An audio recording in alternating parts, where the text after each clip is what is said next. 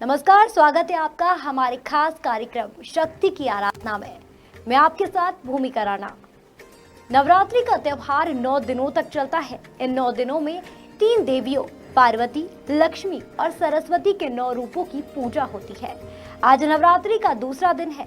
नवरात्रि के दूसरे दिन दुर्गा माँ के ब्रह्मचारिणी रूप को पूजा जाता है। माँ के स्वरूप को ज्ञान, तपस्या और वैराग्य की देवी माना गया है। आज हम आपको ब्रह्मचारिणी के स्वरूप की कहानी बताएंगे। मां ब्रह्मचारिणी के नाम में ही उनकी महिमा का वर्णन है। ब्रह्मा का अर्थ है तपस्या और चारिणी का अर्थ है आचरण रखने वाली।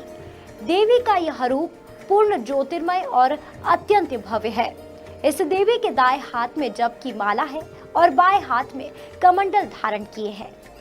पुनर्जन्म में देवी ने हिमालय के घर पुत्री के रूप में जन्म लिया था और नारद मुनि के उपदेश से भगवान शंकर को पति रूप में प्राप्त करने के लिए घोर तपस्या की थी। इस कठिन तपस्या के कारण इन्हें तपस्याचारिणी अर्थात ब्रह्मचारिणी नाम से भी अभिहित किया गया। 1000 वर्ष तक इन्होंने केवल फल फूल खाकर बिताए और 100 वर्षों तक केवल जमीन पर रहकर शाक पर निर्वहन किया। कुछ दिनों तक कठिन उपवास रखे और खुले आकाश के नीचे वर्षा और धूप के घोर कष्ट सहे। 3000 वर्ष तक टूटे हुए बिल्व पत्र खाए और भगवान शंकर की आराधना करती रही। इसके बाद तो उन्होंने सूखे बिल्व पत्र खाना भी छोड़ दिए। कई हजार वर्षों तक निर्जल और निराहार रहकर तपस्या करती रही।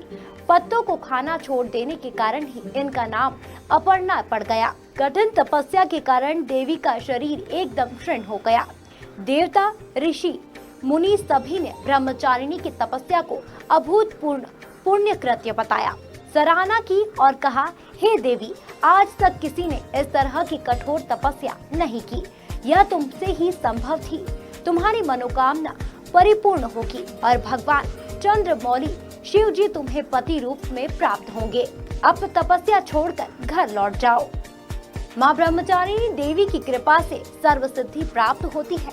दुर्गा पूजा के दूसरे दिन देवी के इसी स्वरूप की उपासना की जाती है। इस देवी की कथा का सार यह है कि जीवन के कठिन संघर्षों में भी मन विचलित नहीं होना चाहिए।